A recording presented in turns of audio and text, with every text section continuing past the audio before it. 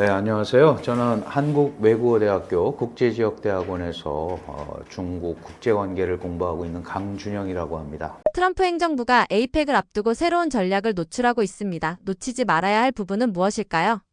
네, 트럼프 행정부는 기본적으로 중국에 대한 견제, 압박, 그리고 그거를 통해서 미국의 말을 잘 듣게 만드는 중국, 이런 거를 구성하려는 게 트럼프 대중 전략의 목표입니다. 그래서 트럼프 행정부가 이제 올 1월에 출범을 했습니다만 이미 그 경선 과정에서부터 계속해서 대중국 압박을 얘기해 왔었고, 그래서 새롭게 바뀐 거는 없지만 아시다시피 지난 9월 3일에 중국이 전승절이라는 거를 통해서 푸틴과 김정은을 불렀고요. 그 전전날 상하이에서 열린 상해협력기구라는 게 있어요. 상해협력기구는 SCO라고 하는데 이거를 이제 천진에서 열었습니다. 그러면서 인도의 모디 총리를 불렀어요. 인도의 모디 총리는 잘 아시다시피 트럼프의 압박을 받아서 관세를 50%를 맞은 그런 국가거든요, 인도는. 그러니까 결국은 그 당시에도 이 상하이협력기구의 회원국인 러시아의 푸틴,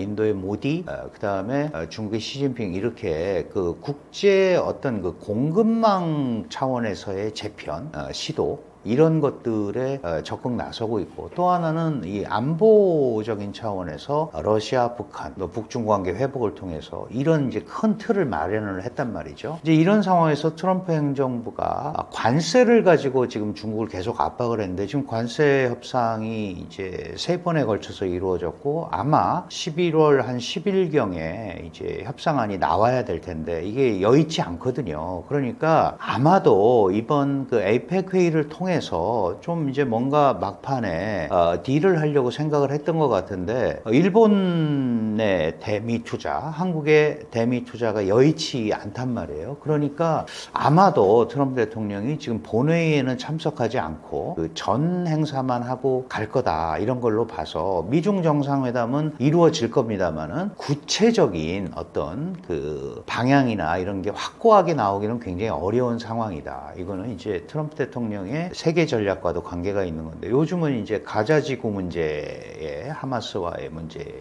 계속 꽂혀 있다고 그래야 될까요? 그거부터 해결해야 뭐 자신의 국제 평화 이미지 뭐 이런 거를 부각하는데 애를 쓰고 있기 때문에, 이번 에이펙은 어떻게 보면 본회의도 참가를 안 하고, 그 다음에 한중 정상회담도 국빈 방문을 통한 회담이 되지 않을 가능성이 높기 때문에, 약간 이 주최국으로서는 조금 모양이 좀 빠질 수밖에 없는 그런 회의가 될 것 같아요.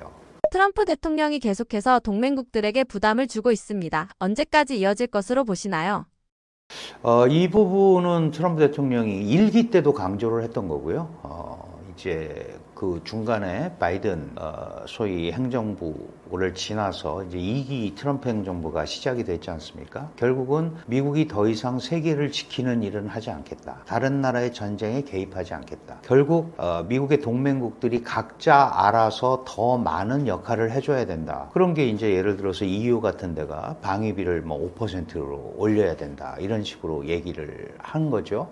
우리나라도 지금 방위비가 한 2.3%, GDP의 2.3% 정도 되는데 한국도 올리라고 지금 계속 얘기를 하고 있는 겁니다. 그러니까 결국은 과거와 같이 미국이 모두 나서서 이런 어떤 국제 흐름을 군사적으로 가지고 가는 행동은 더 이상 하지 않겠다는 얘기거든요. 그러니까 그런 부분에 있어서 각국이 알아서 국방비라든가 군사비를 최대화하면서 동참을 해달라. 거기에는 사실은 이제 우리가 첨단 무기나 이런 걸 보면 미군의 무기가 많잖아요. 이제 그런 소위 국방비 증액을 통해서 군사 무기 수출 뭐 이런 것들도 다 연관이 돼 있는 겁니다. 그런데 이런 것들이 기본적으로 아시아 지역에서는 소위 중국의 부상을 최대한 압제를 하고 그 동맹국과의 관계 관계를 강화하는 것도 있지만 동맹국들에게 스스로 지키려고 하는 의지를 보여달라는 얘기를 하면서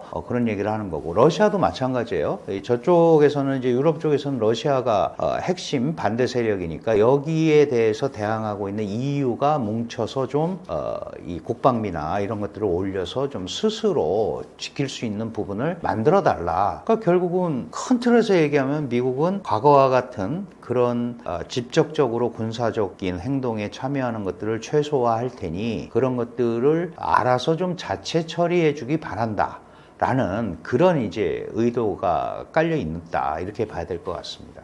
미국과 중국의 경제 군사적 대립 상황에서 전 세계의 외교 구도는 어떻게 변화할 것으로 보시나요? 사실은 이제 특히 우리가 살고 있는 동아시아 지역에서는 중국의 팽창이 굉장히 중요하죠. 그래서 중국의 경제적 팽창은 물론이고 이 경제를 통해서 획득한 자산을 군사력에 투사를 하고 그게 이제 미국의 안보를 위협하고 있다, 이런 이제 표현을 한단 말이죠. 특히 에이펙 같은 회의는 이 태평양을 둘러싸고 있는 원래는 경제 공동체로 시작을 한 거예요. 경제 협의체로. 그러다 이제 정상회의가 됐는데 시진핑 지금 국가주석이 국가 부주석 시절에 미국을 방문해서 굉장히 중요한 얘기를 했어요. 태평양은 미국과 중국 이 두 거대 국가를 담을 만큼 넓다. 왜 태평양을 미국의 앞바다처럼 생각을 하느냐. 이제 이런 데서도 그 의도가 드러나죠. 결국은 태평양으로 더 크게 자신들의 세력을 확장하겠다라는 뜻이 들어있는 겁니다. 그러니까 이 부분에 대한 이 소위 압박, 견제, 이게 이제 미국으로서는 필요한 거죠. 왜 그런 게 필요하냐 하면 미국이라는 나라가 기존에 갖고 있었던 소위 냉전 해체 이후에 냉전 체제가 깨지고 나서 유일 초강대국 지위가 위협을 받고 있고 그게 경제적으로 또 나아가서 군사적으로 위협을 받고 있다고 생각을 하니까 미국이 이익을 해친다고 생각을 하는 거예요. 그러니까 트럼프 대통령은 당연히 이 소위 중국의 경제를 뭐 많이 들어보셨겠습니다만은 약탈 경제라고 표현을 했거든요. 1대1로 이런 걸 통해서 도와주는 척 하면서 실제로는 다른 나라를 약탈하는 경제고 정치적으로는 독재 국가다. 그러니까 미래를 함께 할 수가 없다. 그런데 문제는 바이든은 그렇기 때문에 우리 동맹들이 뭉쳐야 된다, 민주라는 이름으로 이렇게 얘기를 했었는데 트럼프는 1대1 관계를 훨씬 선호하잖아요. 1대1로 그런 압박을 하고 있는 겁니다. 중국으로부터 좀 벗어나라. 그게 이제 경제적으로는 그 중국의 공급망에서 조금 자유로워지려고 하는 나라들과 미국이 힘을 합치고, 그래서 트럼프 대통령이 이제 소위 제조업 강국이 되겠다는 거 아니에요? 그 미국의 제조업을 부활하겠다. 쉽지 않습니다만은 어쨌든 그런 식으로 흐름을 만들어 가는 거다. 그러니까 이 에이펙 같은 데는 사실은 미국과 중국을 빼고 나면 물론 뭐 일본도 있고 그렇습니다만은 이 두 나라 사이에서 다 고민하는 나라들이거든요. 그러니까 두 나라가 계속 이렇게 갈등을 하고 그러면 에이펙 회원국들은 굉장히 뭐 눈치 보기다 아니다 이런 걸 떠나서 운신의 폭이 굉장히 줄어드는 그런 어려움을 겪고 있다, 이렇게 봐야 될 것 같습니다. 트럼프 행정부가 추진 중인 경제안보연대는 동맹국들에게 어떤 부담이나 기회를 준다고 보시나요? 네, 사실 경제안보연대라는 거의 핵심은 여러 가지가 있습니다만은 그게 이제 지금 중국이 전 세계 글로벌 밸류 체인이라고 그러죠. 공급망에서 약 40%를 넘게 차지하고 있습니다. 뭐 통계마다 좀 다르지만 한 42% 정도 된다. 그러니까 어떤 물건을 하나 만들면 중국 성분이 40%가 들어가야 된다는 거예요. 그러면 이 너무 한 곳에 그 소위 기대고 있다. 그러면은 이게 결국은 이런 그 경제적인 어떤 흐름이 계속 가게 되면 중국의 종속이 될 수도 있다, 이런 생각을 다 하지 않겠어요? 그러니까 그런 부분에 대해서는 미국이 좀 나서서 그런 그 일방적인 일변도적인 공급망을 재편해야겠다라는 게 사실 트럼프 1기 때부터 했던 겁니다. 바이든도 했었고요. 트럼프 2기 때 와서 그게 더 이제 강화가 된 건데, 예를 들면 미국이 원천 기술을 가지고 있는 것들이 있어요. 예를 들어서 우리 반도체 같은 것들도 그렇잖아요. 미국에 장비가 없으면 미국은 그런 이제 제조력은 없지만 장비는 공급을 한단 말이죠.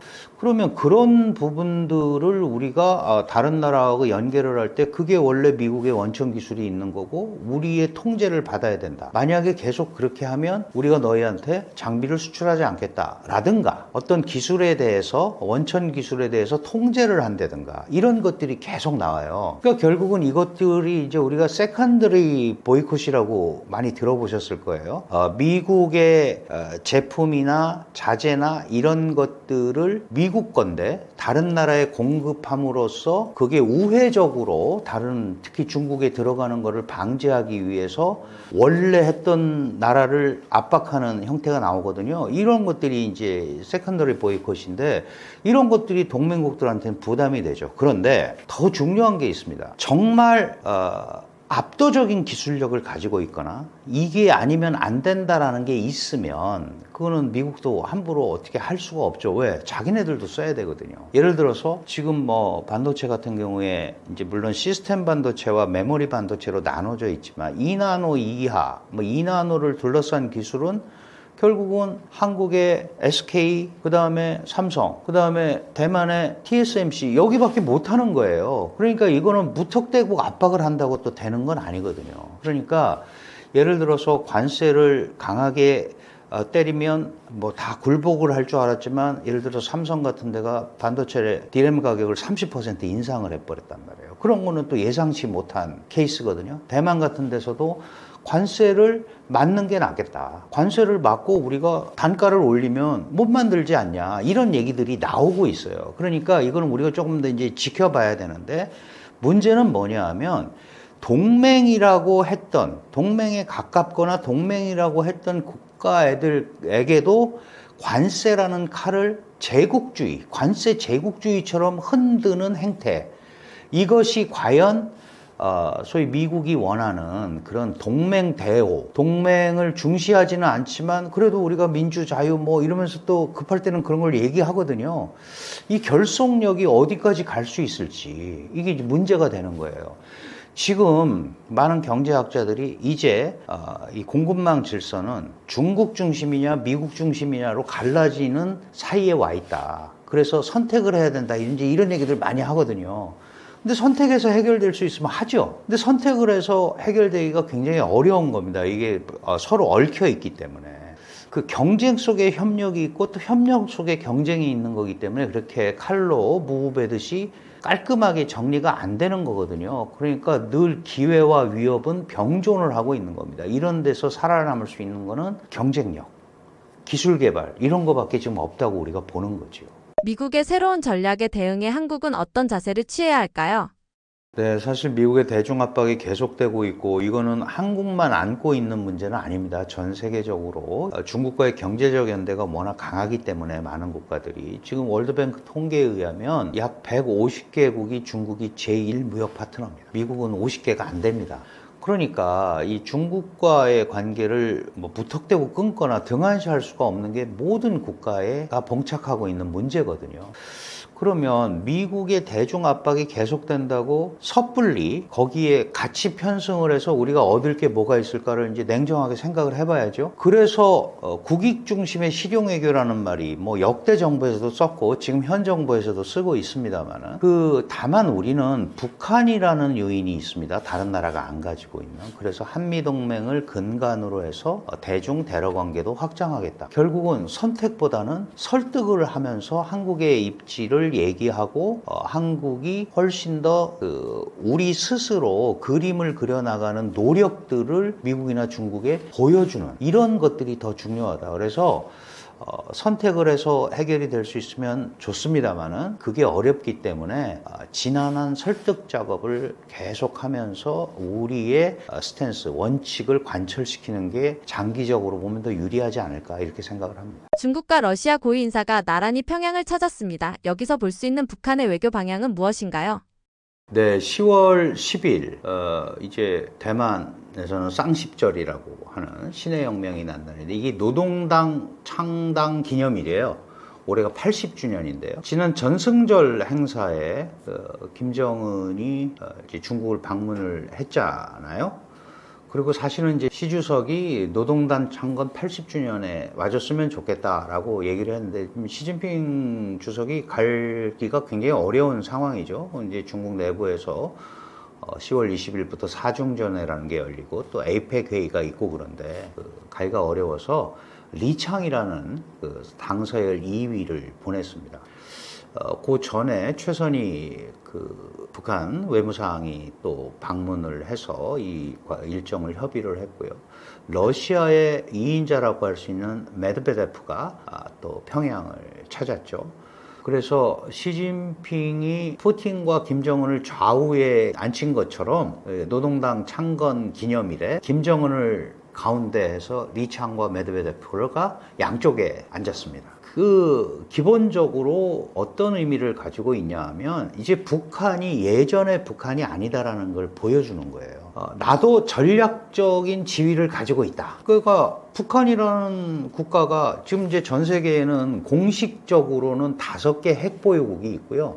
실질적으로 인정을 받고 있는 핵보유국이 3개 더 있습니다. 그래서 8개 나라가 핵을 보유하고 있는데 북한은 북한의 핵보유를 인정하지 않는다고 다 얘기하고 있지만 실질적으로 9번째 핵 보유국이에요. 그러면 적어도 북한이 9번째 핵 보유국으로서 국제적으로 특히 동북아 지역에서는 전략적 지위를 가지고 있다는 것을 전 세계적으로 발출하는 메시지인 거죠.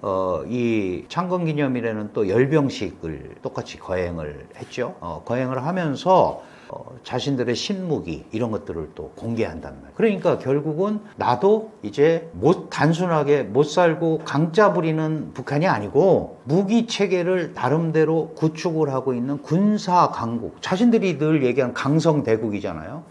군사 강국 북한이 있다라는 걸 얘기하는데 굉장히 아이러니하죠. 군사력이 세고 나라가 강한데 백성이 못 산다? 그게 강국일까요? 이런 생각을 해봐야죠. 결국은 국민들의 고열을 가지고 만들어 놓은 탑이잖아요. 그거는 오래 갈 수가 없는데 어쨌든 북한은 그런 틀을 지금 만들어서 과시를 하면서 아시아 지역에서의 전략 지위가 있음을 알리고 있는 그런 단계가 지금 현재 북한이다. 이렇게 봐야 될 것 같습니다. 군사는 러시아, 경제는 중국에게 기대고 있습니다. 북한의 이런 전략은 어떻게 평가하시나요?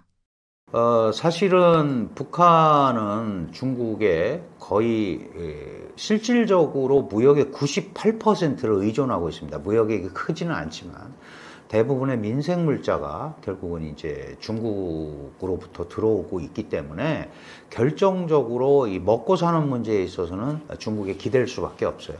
러시아와 가까워진 것은 사실은 그 이전에 우리 뭐 한반도 평화선언을 시작으로 해서 이 남북 정상회담이라든가 뭐 여러 가지가 쭉 있었잖아요. 결국은 마지막에 이제 하노이에서 북미 정상회담이 결렬이 되면서 북한이 약간 중국에 대해서 뭐 실망했다고 그럴까? 좀 도와줄 거면 세게 도와주지. 뭔지 이런 약간 불만을 갖고 또 있었던 것 같아요. 그러면서 이제 러시아 우크라이나 전쟁에 이 발발을 했고, 이 러우 전쟁에서 러시아가 결국은 북한에 SOS를 쳤고 북한은 거기에 이제 군사까지 파견을 하는 처음엔 포탄 뭐 로켓 이런 거 공급하다가 이제 이런 상황까지 온 거죠. 이거를 중국이 볼 때는 굉장히 불편하죠. 왜냐하면 전통적으로 북한은 자신의 영향력 아래에 있었다고 생각을 했는데 러시아와 가까워졌다. 그리고 러시아와 동맹을 복원까지 했습니다. 2번에 걸쳐서 만나면서 동맹을 복원을 했다. 그러면 한반도에 사공이 하나 더 생긴 거죠. 중국이 볼 때는. 그러니까 이 부분에 대한 제어를 해야 되는데 이게 쉽지가 않단 말이에요. 쉽지가 않은데 결국은 이번 전승절 때 김정은이 왜 갔느냐 이걸 이제 생각을 해봐야 돼요. 김정은이 갈 수밖에 없었던 거는 러시아 우크라이나 전쟁이 어쨌든 계속되든 안 되든 이제 끝나는 방향으로 가야 되잖아요. 너무 지쳤단 말이에요.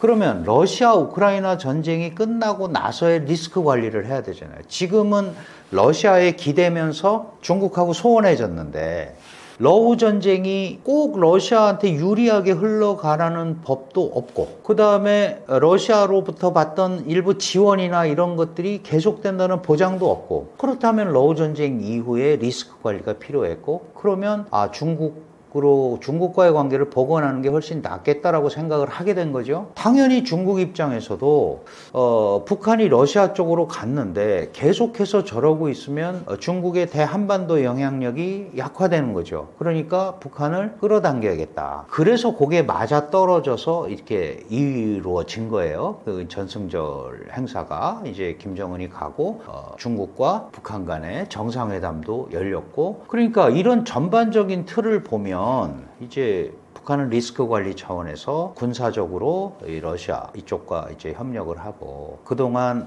이제 민생 문제나 이런 것들은 중국과 소원해졌었는데 중국한테 좀 더 이제 기대는 방향으로 복원을 하고 이렇게 하는 거예요. 근데 이게 이제 뭐 일종의 전략적 분리라고도 얘기할 수 있는데, 전략적으로 분리되기가 굉장히 어렵죠. 예를 들어서 러시아가 우크라이나 전쟁이, 러우 전쟁이 끝나고 나서도 러시아가 북한한테 계속 신경 쓰겠느냐, 어떻게 생각하세요? 신경 안 쓸 거거든요. 그러면 전략적으로 분리가 안 되죠. 계속 이게 이어진다라고 하면 중간자적 이익, 뭐 시계추액이라고 그러죠. 왔다 갔다 하면서 중러 사이에서 할 수 있겠지만, 그런 게 계속 그렇게 가기가 어렵지 않습니까? 그러면 이런 어려운 가운데 한쪽만 쳐다볼 수 없기 때문에 전략적 분리라고 보여지는 행위를 통해서 양자관계, 뒷배를 하나 더 돈독하게 마련하는 이런 작업을 하는 거다. 이거 분리라기보다는 어쩌면 한쪽이 잘못됐을 때에 대한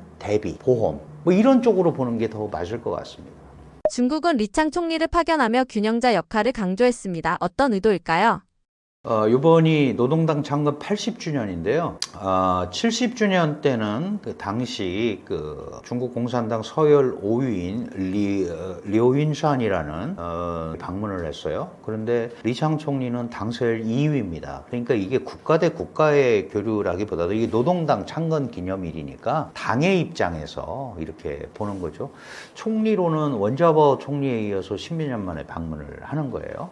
그럼 결국은 이번에도 예를 들어서 뭐 지난번에 5위가 갔으니까 뭐 4위, 3위가 갈 수도 있잖아요. 그런데 2인자로 어쨌든 표면적으로는 서열 2위로 돼 있는 리창 총리를 보낸 거는 내가 북한도 굉장히 중시하고 있다라는 중국 측의 입장을 보여주는 거죠. 그러니까 노동당 창건 기념일에 뭐 국가 수립 행사도 아닌데 당 창건 기념일에 시주석이 간다는 것도 속된 말로 모양이 좀 빠지는 일이죠. 그죠? 러시아도 2인자를 보낸 것처럼, 다만 성의는 충분히 표시하고 있다. 표시한 것이다. 그리고 지난번에 전승절 때 와준 데 대한 일종의 우리도 신경을 써주겠다. 우리 품 안에 같이 있자라는 그런 메시지. 그런 것들이 리창 총리 파견에 담겨 있다. 이렇게 봐야 될 것 같습니다. 러시아와 북한의 군사적 밀착이 강화되고 있는 상황이 한반도 안보에는 어떤 영향을 주고 있나요? 사실 러시아와 북한의 밀착에서 한국이 제일 두려워하는 건, 러시아가 지금 경제적으로 어렵기 때문에 북한을 경제적으로 도와줄 수 있는 건 별로 없어요. 뭐 일부 석유라든가 가스 같은 거는 갈 수 있겠지만, 사실은 이제 재래식 전력, 그 다음에 그 과학기술, 특히 핵이나 미사일 분야에서 과학기술적으로 북한이 좀 떨어지는 부분을 러시아가 도와줄 경우에 상당히 문제가 생길 수 있겠다. 이거를 이제 우리가 우려를 한 거죠. 근데 실제로 그런 현상들이 많이 나타나고 있었죠. 러우가 밀착하고 나서 북한이 2번의 정찰위성 발사에 실패를 했는데, 보스토니치라는 데서 푸틴과 김정은 회담하고 나서 3차 정찰 위성 발사에는 성공을 했어요.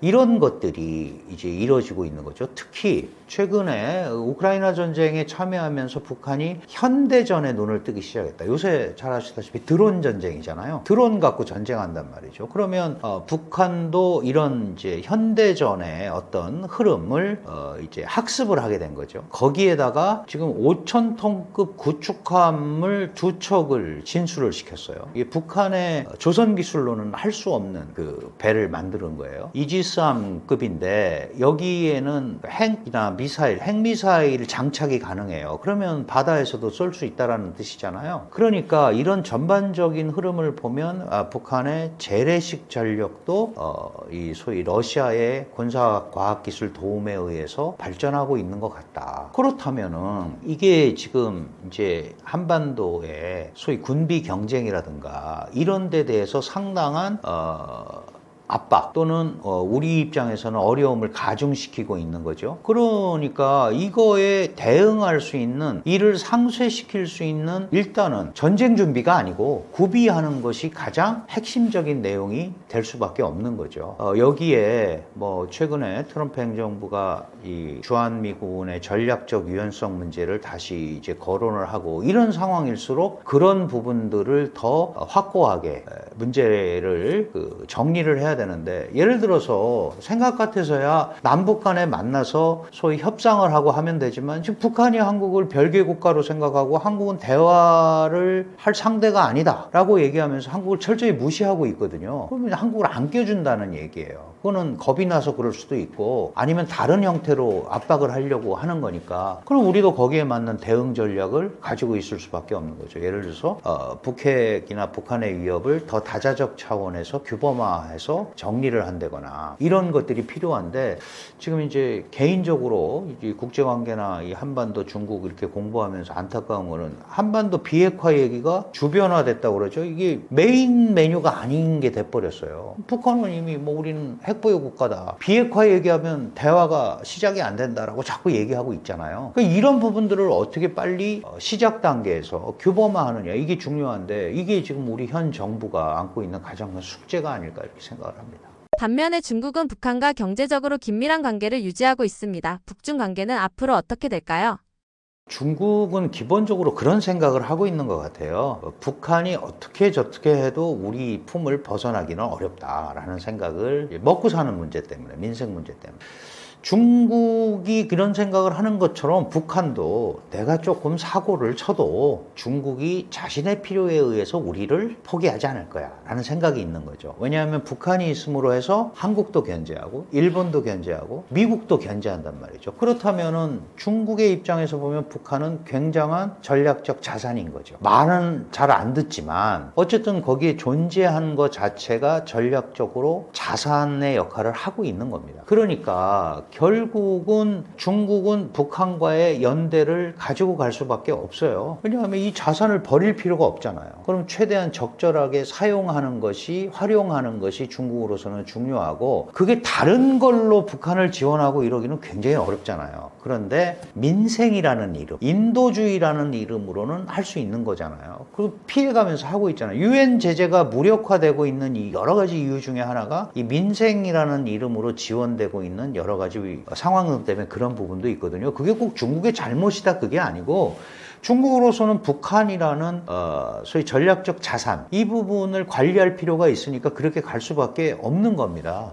그럼 북한은 이걸 잘 알고 있는 거예요. 알고 있으니까 북한도 밀고 당기기를 하는 겁니다. 그러면 장기적으로 보면 러시아는 아시아 국가가 아니잖아요. 러시아는 아시아 국가가 아닌데 지금 러시아가 한 가지 신경 쓰고 있는 게 소위 러시아의 동방이라고 할 수 있는 블라디보스톡이나 이런 데서 동박 경제 포럼 이런 거 막 열고 그러잖아요. 그러면 이제 이 연해주 개발 막 이런 거하고 연계가 돼 있어요. 그건 이제 북한하고 다 연계가 돼 있는 데고, 여기가 원래 옛날에는 청나라 영토였습니다. 중국은 영토에 대한 또 생각이 있고, 그 다음에 일본은 또 북방사도 이래서 여기가 굉장히 지금 초미의 관심사예요. 그러니까 이런 부분들 때문에 쉽게 포기하거나 이러기도 굉장히 어려워요. 그래서 북한은 늘 해온 것처럼 중간자적 이익을 보려는 노력을 할 거다. 그러니까 중국과 러시아 사이에서 왔다 갔다 하는 모습을 보일 텐데, 그게 얼마나 장기적으로 갈 수 있을지는 잘 모르겠습니다. 잘 모르겠고, 북한의 이제 판단에 의해서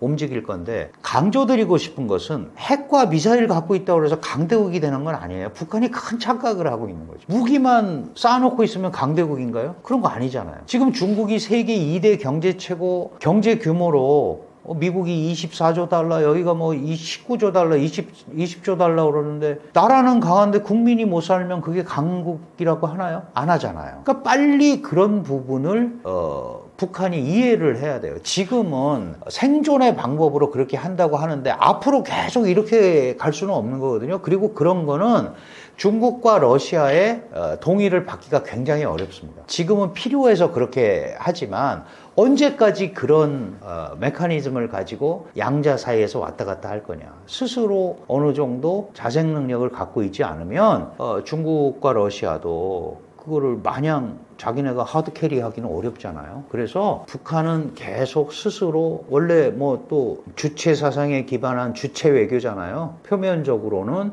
이 핵과 미사일과 군사 강국 이런 개념을 일단 견지하면서 관건은 경제에 있다. 민생이 해결되지 않으면 김정은 정권 위험하죠. 어느 나라나 마찬가지입니다. 트럼프도 어려움을 겪고 있는 이유가 그거잖아요. 장기적으로는 관세가 모든 걸 해결할 거다라고 그랬지만 1차적으로 미국의 많은 서민들이 관세로 인한 선지출을 하고 있단 말이에요. 이런 것들은 직접적으로 영향이 오지 않습니까? 그러니까 이런 것들을 어떻게 해 나가야 되느냐. 이런 것들이 이제 다 고민거리거든요. 그래서 북한도 그렇고 한국도 그렇고 다 지금 이제 어려움에 봉착을 해 있는데 다만 북한이 한쪽으로 군사력만 가지고 대결구도 신냉전구도 지금 북한은 뭐라고 얘기하고 있냐면 신냉전 다극화 시대라고 표현을 하고 있어요. 지금은 신냉전 시대고 다극화 시대를 강조하고 있는 건 나도 극이 될 수 있다라는 거예요. 이 극이라는 건 뭐냐 하면 혼자서 군사작전을 결정할 수 있는 걸 극이라고 얘기를 하거든요. 북한도 그거 할 수 있다. 굉장히 도발적이죠. 그런데 그거 한다고 해서 북한이 강국이 되고 강대국이 되고 부유한 국가가 되느냐? 전혀 아닌 거죠. 그러니까 빨리 제자리로 돌아오는 게 북한이 제일 지금 해야 될 일이다라고 말씀드리고 싶습니다. 북중러와 한국의 외교를 어떻게 전망하시나요? 국제사회가 요동치고 있습니다. 트럼프의 관세 정책으로 시작된 이 여러 가지 복잡한 상황들이 중국의 저항 그리고 급기야 중국을 주도로 하는 반미 반서방 연대 이런 것까지 지금 구축이 돼서 뭐 신냉전이다 이럴 수는 없지만 상당히 복잡한 신냉전 구도의 축계 모양을 갖춘 것은 사실입니다. 그렇다면 이게 과거와 같이 어느 한쪽을 선택을 해서 해결이 될 수 있으면 할 수 있지만 그렇지가 못한 상황이거든요. 근데 이렇게 이제 속된 말로 대장들이 없어지면 밑에가 많이 싸워요. 예를 들어서 뭐 지금 러시아 우크라이나는 물론 대장급 들이 한 거지만 러시아가 그런데 그런 전쟁이 벌어지고 중동에서 전쟁이 일어나고 캄보디아 태국이 싸우고 이런 국지전들이 다양하게 일어난단 말이죠. 대한민국에서도 국지전 일어나지 말라는 법 하나도 없습니다. 그러니까 이럴 때일수록 우리가 스스로 우리를 어떻게 제어할 것인가 어떤 식으로 한국의 안보를 우선 정확히 세팅을 하면서 그 다음 스텝을 나갈 건가 이런 것들을 여야 뭐 이런 그 개념을 떠나서 생존의 문제니까 심각하게 한번 고민을 해봐야 될 것 같습니다. 요즘 안보는 다층 안보 시대라고 그러잖아요. 옛날에 우리가 안보 그러면 군사 안보만 얘기했는데 지금 경제 안보, 금융 안보 다 안보입니다. 그만큼 한 국가의 명주를 좌우하는 시스템으로 이어지기 때문에 이 복합 위기 시대에 살고 있는 전 세계 다 마찬가지지만 한국 어떤 식으로 미래 전략을 짜야 될지를 정말 심각하게 고민해야 되는 절체절명의 순간이다. 이렇게 말씀드리고 싶습니다. 사실은 국제관계가 너무 복잡하게 흘러가고 또 북한의 호전성도 전혀 약화되지 않았고 앞으로 한반도를 둘러싼 다양한 형태의 외교, 정치, 뭐 경제 현상들이 많이 일어날 겁니다. 일희일비하지 말고 한국의 상황 그리고 여러분들은 각자의 상황에서 어떤 식으로 큰 그림을 가지고 넓은 관점에서 볼 수 있느냐를 한번 냉정하게 한 발짝 물러나서 생각해보는 그런 방식으로 이 접근을 하는 게 매우 중요하겠다. 당연히 국가와 정부는 충분한 정보를 또 제공을 해줘야 됩니다. 이게 뭐 숨기거나 이렇게 해서 될 수 있는 상황이 절대 아니거든요. 그래서 공론화하고 국민들과 같이 고민하고 이런 작업들이 이루어져야 되지 않을까 그런 생각을 해보게 됩니다.